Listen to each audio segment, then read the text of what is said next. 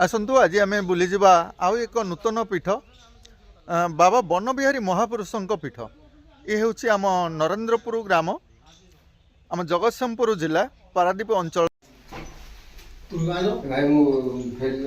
हनुमान द्वारा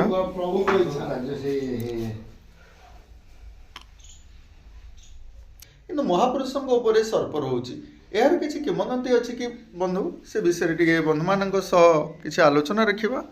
मु रवींद्र कुमार स्वाई पेशार जड़े प्राइवेट होमियोपैथी डाक्तर आज्ञा तेणु ये जगहटी आमर विश्वाड़ी पंचायत नरेंद्रपुर गाँ ये मठरे मो जानिया इटी रोते प्रभु करुणाकर दास से हूँ राजीव लोचनकर भक्त तेणु तांकर महिमा भी अनेक थिला तो से यही जगह स्थापना कर केते वर्ष ना ये जगह स्थापना होटा को आमे भी कही पारुनु से बाबा ही कहे कि नमर जो पूर्वापुरुष अच्छा से जानते नहीं ये जो बाबांकर जो प्रतिमूर्ति आम देखुचे ये होचंदी करुणाकर बाबा नहीं करुणाकर बाबा थिले एठी माने मठरे थिले ये होचंदी बनबिहारी महापुरुष ये हेले बनबिहारी महापुरुष अंकर नाम एपरि काहे कि हिचे आज्ञा ठीक कहबे।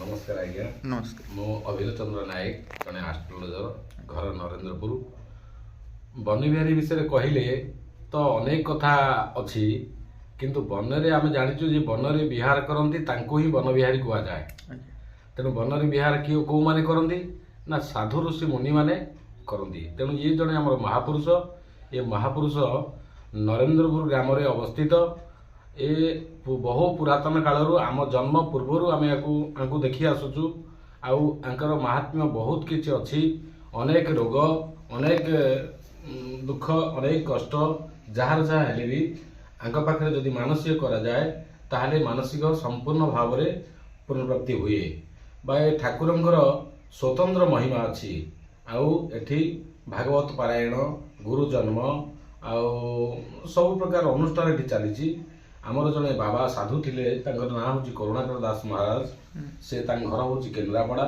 से एठी दीर्घ 20 वर्ष काल रहिले ये 20 वर्ष काल भितर आमको अनेक आध्यात्मिक लाइन रे आमको नहीं आम कि जान नु ठाकुर विषय आमको किसी जना नाला बनबिहारी कौन भी आम जान नु से आमको बनबिहारी विषय आउ ठाकुर विषय बहुत कथा आमको कहते आपन देह पा छोट बेले खराब होइतिले आपन आछन के मोर देह मोर गोटे बेक मूले गोटे टाइप पत्थर टाइप होता मुझे ठाकुर कथरे मानसिक कली बाबा मत गोटे पत्थर देते से पत्र मु चिन्हनी से पत्र साहाय्य जो कहले गोलमरीच जो 2.5टा गोलमरीच से पत्र को बाटिकी लगेदेले से भल हो मोर भल हो जाता एमती भी कोठी जड़े आम घर पाखे जड़े गाँ गोटे अच्छी कोठी से कोठी गोटे स्त्री लोकर कैंसर हो जाता से गरीब दुखी दुखी रखी लोक मुदला लगिले चलती तेणु से बाबा जड़े पत्र गोटे देते देला से लोक भी भल हो जाते से लोक एबे भी जीवित अच्छा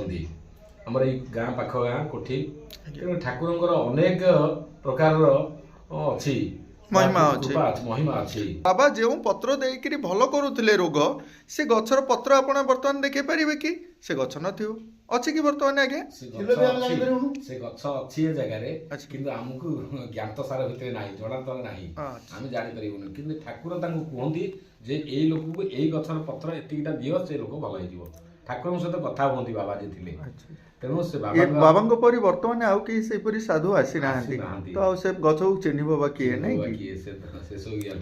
जाओ बंधु बहुत बहुत धन्यवाद औषध रूप कहूँ ये जो मुख्य गछटी अच्छी किंतु आमे जानी पारने ये गछ को ये पत्र को किपरि व्यवहार करबा किंतु औषध रूप बाबा दौले किंतु किपरि से व्यवहार करने को तार कहूले से विषय आम जानीपारे बा केउ रोग पाई औषध व्यवहार करे जाए से कथा आम जाने जानी हुए तो ये अंचलवासी मैंने उपकृत हो पारि था ना कि आज्ञा भगवान होचनी महापुरुष बनबिहारी महापुरुष बनबिहारी महापुरुष महापुरुषों अपार कृपा जय जय जय ये कृपार सीमा नहीं कि कलना करहबनी आत्मविश्वासी जो मैंने आत्मविश्वासी जो माने भगवत प्रेमी जो माने भगवत को भल पाती जो माने ईश्वर प्रेमी आ से माने जहाँ मनस्कामना करिसंती प्रभु तांकर समस्त कामना पूर्ण करते किंतु ଏଠି ଭୟଙ୍କର ଦୃଶ୍ୟ ବି ଅଛି।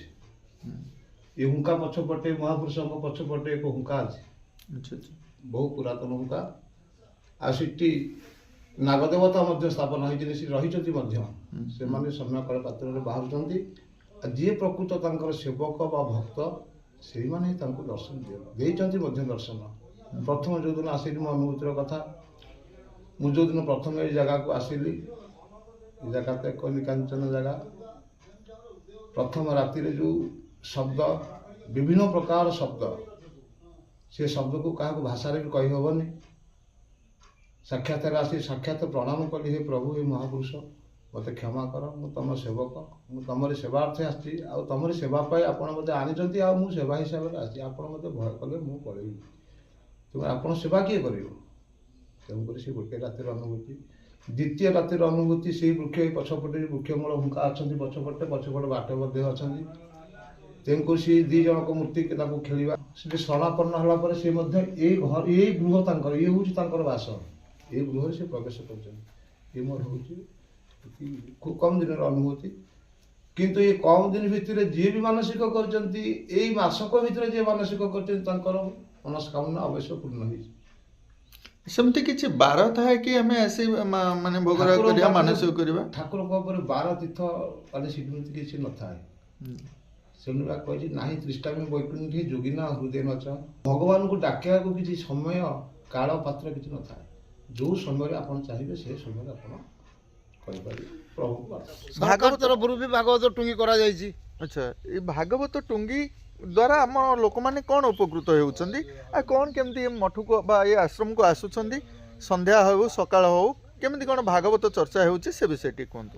ତ ବାବା ବନବିହାରୀ ଆଶ୍ରମ ନରେନ୍ଦ୍ରପୁର, ବାବା କରୁଣାକର ଦାସ ବାବାଙ୍କ ଦ୍ୱାରା ଆଦୃତ ଲାଭ କରିଛି ବୋଲି ଯାହା କିଛି ଆମେ ଜାଣି ଆସିଲୁ।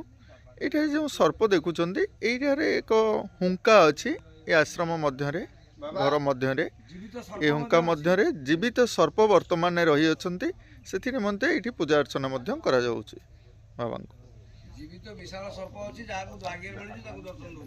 ଯାହାକୁ ଭାଗ୍ୟରେ କିଛି ଅଛି ତାଙ୍କର, ସେମାନେ ତାକୁ ଦର୍ଶନ ଦେଇଥାନ୍ତି। ଏହି ଭାଗବତ ଟୁଙ୍ଗି ମାଧ୍ୟମରେ ଆମେ ଏ ଆଶ୍ରମକୁ ଆହୁରି ସୁସଜ୍ଜିତ କରିଛେ, ଆହୁରି ସଜେଇଛେ ମଧ୍ୟ। କାହିଁକି ନା ଏ ଭାଗବତ ଚର୍ଚ୍ଚା ଦ୍ୱାରା ତ ଆମେ କିଛି ଆମ ଜୀବନର ରହସ୍ୟକୁ ଜାଣିପାରିଥାଉ, ଜୀବନ ଚକ୍ର ବିଷୟରେ ଜାଣିପାରିଥାଉ। ଆସନ୍ତୁ ଏ ଭାଗବତ ଚର୍ଚ୍ଚା କରିବା, ଭାଗବତ ବିଷୟରେ କିଛି ଜାଣିବା। ଆସନ୍ତୁ। ଭାଗବତ ଏମିତି ଗୋଟେ ଗ୍ରନ୍ଥ ବିଶ୍ୱରେ ଆଜି ପ୍ରଚଳିତ ହେଇଛି। ଜଗନ୍ନାଥ ଦାସ ଯେଉଁ ଭାଗବତ ରଚନା କରିଛନ୍ତି, ସେ ଭାଗବତ ଆଜି ମହାନ ହେଇଯାଇଛି। ସେଇ ଭାଗବତ ପଦେ ଶୁଣିଲେ ମନ ପବିତ୍ର ହେଇଯାଉଛି। ଯିଏ ପଢ଼ୁଛି ତା ମନ ବି ପବିତ୍ର ହେଇଯାଉଛି। ଦୁଃଖ ରୋଗ ସବୁ ଦୂର ହେଇଯାଉଛି ସେ ଭାଗବତ ଦ୍ୱାରା। ଆଉ ଭାଗବତକୁ ଆମେ କ'ଣ ଯାଇ ଭାବିବା? ସେ ହେଉଛି ଏକ ବିଶାଳ ଗ୍ରନ୍ଥ। ସେ ଜାଣିପାରେ, ସେଇ ଭାଗବତ ପଢ଼ିଲା ବେଳେ ସେ ସବୁ ଦୁଃଖ ପ୍ରକାଶ କରିଦେବ। ପ୍ରଭୁ ଯାହା କରିଛି ମୋତେ କ୍ଷମା କରିବେ। ଯାହା ହଉ ବନ୍ଧୁ, ବହୁତ ବହୁତ ଧନ୍ୟବାଦ। ତ ବାବା ଆମର ଯେ ଥିଲେ ସକାଳ ସନ୍ଧ୍ୟା ସବୁବେଳେ ଭାଗବତ ପାରାୟଣ ହୁଏ। ଏବଂ ବର୍ଷକୁ ଥରେ ଆମର ଯେଉଁ ଇନ୍ଦ୍ର ପୂର୍ଣ୍ଣିମା ଦିନ ଭାଗବତ, ତା ପୂର୍ବରୁ 7 ଦିନ ପୂର୍ବରୁ ଭାଗବତ ଆରମ୍ଭ ହୁଏ। ଇନ୍ଦ୍ର ପୂର୍ଣ୍ଣିମା ଦିନ ଭାଗବତ ଆମର ସମ୍ପୂର୍ଣ୍ଣ ହୁଏ, ପଢ଼ା ହୁଏ ସମ୍ପୂର୍ଣ୍ଣ। 7 ଦିନ ପାରାୟଣ ହୁଏ। ଏ ଭାଗବତ ପାରାୟଣ ଏଇଟା ଆମର ବହୁତ ପୂର୍ବରୁ ଏ ପାରାୟଣ ହେଇ ଆସୁଛି, ଆଉ ଏବେ ମଧ୍ୟ ଚାଲିଛି। ଆମର ପିତୃପୁରୁଷ ଯିଏ ଥିଲେ, ଆମ ବାପା ଭାଇ ଏମାନେ ଯିଏ ଥିଲେ, ଭାଗବତକୁ ବଞ୍ଚେଇ ରଖିଥିଲେ, ଭାଗବତ ପାରାୟଣ ଚାଲିଥିଲା। ତାଙ୍କଠାରୁ ଆମେ ଏବେ ବି ସେଇଠାରୁ ଭାଗବତ ପାରାୟଣ ଚାଲିଛି। ଭାଗବତ ହେଉଛି କ'ଣ ନା ଠାକୁରଙ୍କର ମୁଖ ନିଃସୃତ ବାଣୀ। ସେ ବିଷୟରେ ତୁମେ ଜାଣିଲେ ମଣିଷ କେମିତି ଡାଇରେକ୍ଟ ଭକ୍ତ ମାନେ ଈଶ୍ୱରାନୁଗାମୀ ହେଇପାରିବେ ବା ଈଶ୍ୱରଙ୍କର ପାଖାପାଖି ଲୋକ ହେଇପାରିବେ, ଏଇଟା ନିକଟତର ହେଇପାରିବା। ସେଥିପାଇଁ ଭାଗବତକୁ ଜାଣିବା ଦରକାର, ଭାଗବତ ବିଷୟରେ ବୁଝିବା ଦରକାର। ଭାଗବତର ପ୍ରତ୍ୟେକ ପଦ ଅମୃତ ତୁଲ୍ୟ। ଏ ପଦ ଯଦି ପ୍ରତ୍ୟେକ ମଣିଷ ବ୍ୟକ୍ତି ଜୀବଜଗତ କର୍ଣ୍ଣଗୋଚର ହୁଏ, ତାହେଲେ ଈଶ୍ୱରାନୁଗାମୀ ବା ଭଗବାନଙ୍କର ପାଖାପାଖି ନିକଟତର ହେଇପାରନ୍ତି। ଆମେ ଏଇ ଭାଗବତ ପାରାୟଣ କରୁଛେ, କିନ୍ତୁ ଗ୍ରାମାଞ୍ଚଳ ଗ୍ରାମକୁ ଯାଇ କେବେ ଦୁଃଖୀ ରୋଗୀଙ୍କର ସେବା କରିବା ପାଇଁ କେବେ ଚେଷ୍ଟା କରିଛେ କି? କାହିଁକିନା ଭାଗବତରେ ମଧ୍ୟ ଅଛି ନା, କୃଷ୍ଣ କହିଛନ୍ତି ନା, ତ କ'ଣ ସେବା ଯୋଗାଉଛେ ଆମେ, ସେ ବିଷୟଟି କହିବେ। ସେବା ବା ସେବା କରିବା ଲୋକ ଅଛନ୍ତି ଅନେକ, ସେବା କରିବା ଲୋକ ତ ଅନେକ ଅଛନ୍ତି, କିନ୍ତୁ ଆମେ ସେବା କ'ଣ, ଆମେ କେବଳ ଏଇ ଭାଗବତ ପାରାୟଣ ଜରିଆରେ ତାଙ୍କର କର୍ଣ୍ଣଗୋଚର କରେଇ ତାଙ୍କୁ ମାନେ ମୁଖ୍ୟ ଦେବା ପାଇଁ ଚେଷ୍ଟା କରୁଛନ୍ତି। ମାନଙ୍କ ସହ ଏତେ ଆଲୋଚନା ରଖିଲେ, ଭାଗବତ ଚର୍ଚ୍ଚା ରଖିଲେ, ତତ୍ ସହିତ ଆମର ଯେଉଁ ବାବା ବନବିହାରୀ ମହାପୁରୁଷଙ୍କର ଆଶ୍ରମ ଅଛି ଏଇଠି ନରେନ୍ଦ୍ରପୁର ଠାରେ, ଏ ବିଷୟରେ ମଧ୍ୟ କିଛି ଚର୍ଚ୍ଚା କଲେ। କିନ୍ତୁ ଗୋଟେ କଥା, ବର୍ତ୍ତମାନ ମହାପୁରୁଷ ଆମ ପାଖରେ ନାହାନ୍ତି, ବାବା ବନବିହାରୀ ମହାପୁରୁଷ, କିନ୍ତୁ ଲୋକ ଚର୍ଚ୍ଚାରେ ବା ଲୋକ କଥାରେ ଯାହା ସବୁ ରହି ଆସିଛି, ବାବା ପୁତ୍ର ସନ୍ତାନ ଲାଭ କରାଇବା ପାଇଁ ବାବାଙ୍କ ନିକଟକୁ ଆସନ୍ତି। କାହାର ସନ୍ତାନ ସନ୍ତତି ନ ହେଲେ ବା କାହାର କିଛି ବି ଅସୁବିଧା ହେଲେ, ସେ ରୋଗ ହେଉ ବା ରୋଗ ଦୁଃଖ ଯେକୌଣସି ଅସୁବିଧା ହେଲେ ସେମାନେ ଧାଇଁ ଆସିଥାନ୍ତି ମଠକୁ। କିନ୍ତୁ ବର୍ତ୍ତମାନ ଆଶ୍ରମରେ ବାବା ନାହାନ୍ତି, କି ବାବାଙ୍କର ସେଇଭଳି ଶିଷ୍ୟ କରୁଣାକର ବାବା ମଧ୍ୟ ଆମ ପାଖରେ ନାହାନ୍ତି। ଭାଗବତ ପାରାୟଣ ହେଇ ଆସୁଛି, ଆଠୁ ବଡ଼ କଥା ଆଉ କ'ଣ ହେଇପାରେ ଆଜ୍ଞା। ମଠ ମନ୍ଦିର ଆଶ୍ରମ ମାନଙ୍କରେ ଆମର ଏଇ ଭାଗବତ ପାରାୟଣ ହେବା ବା ଭାଗବତ ପାଠ ହେବା ଦ୍ୱାରା କିପରି ଭାବରେ ଆମେ ଆଗକୁ ଚାଲିବା, ଆଗକୁ ଭଲରେ ବଞ୍ଚି ରହିବା ପାଇଁ ମାର୍ଗ ତ ପାଇପାରିବା ନା। ଆସନ୍ତୁ ଭାଗବତ ଚର୍ଚ୍ଚା ଦ୍ୱାରା ଆଉ କିଛି ଜାଣିବା। ଆମର ବହୁତ ବିଶ୍ୱାସ ହିଁ ରହିଆସିଛି ବାବାଙ୍କ ପ୍ରତି, ସେଥିପାଇଁ ଆମେମାନେ ଏ ମଠ ମନ୍ଦିରକୁ ବା ଆଶ୍ରମ ମାନଙ୍କୁ ଆମେ ଧାଇଁ ଆସିଥାଉ ବା ଆଶ୍ରମକୁ ଆମେ ଆସିଥାଉ ବାବାଙ୍କର ଅଲୌକିକ ଶକ୍ତିକୁ ଉପଲବ୍ଧି କରିବା ପାଇଁ। ଇଏ ହେଉଛି ବାବା ବନବିହାରୀ ଆଶ୍ରମ। ନରେନ୍ଦ୍ରପୁର ଗାଁବାସୀ ମାନଙ୍କୁ ଏ ମଠ ହେଉଛି ନରେନ୍ଦ୍ରପୁର ଗାଁବାସୀଙ୍କର। ସେମାନେ ତାଙ୍କ ସ୍ୱଇଚ୍ଛାରେ ଏ ମଠର ଉନ୍ନତି କରିବାକୁ ସୁରକ୍ଷା ସହିତ କିଛି କିଛି ବୃକ୍ଷରୋପଣ ଆଉ ଯେକୌଣସି ବାବଦରେ ୟାର ଟିକେ ଉନ୍ନତି କରିବାକୁ ଗ୍ରାମବାସୀ ମାନେ ଚେଷ୍ଟା କରନ୍ତୁ। ଏହା ହିଁ ବହୁତ ବହୁତ ଭଲ ହେବ। ଗ୍ରାମବାସୀଙ୍କ ପାଖରେ ଆମର ଅନୁରୋଧ, ଏତିକି ଅନୁରୋଧ କରୁଛି ସେମାନଙ୍କୁ। ଆଜ୍ଞା ବହୁତ ବହୁତ ଧନ୍ୟବାଦ। ବାବା କରୁଣାକର ବାବା ଯାହାଙ୍କ ମଠାଧୀଶ ଥିଲେ, ଯେ ବନବିହାରୀ ମହାପୁରୁଷଙ୍କୁ ସ୍ୱୟଂ ଦର୍ଶନ ମଧ୍ୟ କରିଥିଲେ। ବାବା କରୁଣାକର ବାବାଙ୍କର ସମାଧି ପୀଠ କରୁଣାକର ବି ଫେରିଛନ୍ତି, ପୁଣି କରୁଣାକର ଶିଷ୍ୟ ବି ବାବା କରୁଣାକର। ତାମାନେ ଯାହା ଆମେ ଜାଣିଲେ ଏଇ ମଠରେ କରୁଣାକର ବାବା ଯେଉଁପରି ଭଗବାନ ବା ମହାପୁରୁଷଙ୍କ ସହ ଆଲୋଚନା କରିପାରୁଥିଲେ, ଆପଣ ମଧ୍ୟ ସେହିପରି ମହାପୁରୁଷଙ୍କ ସହ ଆଲୋଚନା କରିପାରୁଥିବେ ନା ଆଜ୍ଞା। ତ ସମାଜରେ ବା ଆମ ଅଞ୍ଚଳବାସୀ କିପରି ଏଇଠାକୁ ଆସନ୍ତୁ ଆଉ ଏଥିରେ ବୃକ୍ଷରୋପଣ ହଉ, ଏ ମଠର ଉନ୍ନତି ହଉ, ଏଥିପାଇଁ ଟିକେ ଆପଣ ଚେଷ୍ଟା କରନ୍ତୁ ଆଜ୍ଞା। ହଉ ଆଜ୍ଞା, ବହୁତ ବହୁତ ଧନ୍ୟବାଦ। ଅଛି କିନ୍ତୁ ଆମେ ଏଥିରେ ମଧ୍ୟ କିଛି ଗୁପ୍ତ ରହୁଛି, ସେ ଗୁପ୍ତ ରହସ୍ୟ ବର୍ତ୍ତମାନ ବାବା ଆମର ଯେଉଁ ଗୁପ୍ତ ରହୁଛି କିଛି, ସେ ଗୁପ୍ତ ତଥ୍ୟ ବର୍ତ୍ତମାନ ଆମେ ଜାଣିପାରିବା ନାହିଁ କି ଲୋକାର୍ପଣ ଆପଣ କରିବାକୁ ଚାହାନ୍ତି ନାହିଁ। ବହୁତ ମଙ୍ଗଳ କାର୍ଯ୍ୟ ଜାଗା ଉପରେ ଅଛି, ମଙ୍ଗଳ ନିଶ୍ଚିନ୍ତ ହେଇପାରିବ। ତାହେଲେ ଗୁପ୍ତରେ କାହିଁ ରଖୁଛନ୍ତି? ସମାଜର ମଙ୍ଗଳ କାହିଁ ହବ? ସତକୁ ପ୍ରକାଶ କଲେ ଏଇ ଯୋଉ ଖଳ ଲୋକମାନେ ତାକୁ ସହଜରେ ଗ୍ରହଣ କରିବେ ନାହିଁ। ତେଣୁକରି କିଛି ସମୟ ଆବଶ୍ୟକ, ସେଇ ଗୁପ୍ତ ରହସ୍ୟ ବୁଝିବା ପାଇଁ କିଛି ସମୟ ଆବଶ୍ୟକ। ସେ ସମୟ ଭିତରେ ସବୁ ଠିକ ସମାଧାନ ହେଇଯିବ। ବହୁତ ବହୁତ ଧନ୍ୟବାଦ।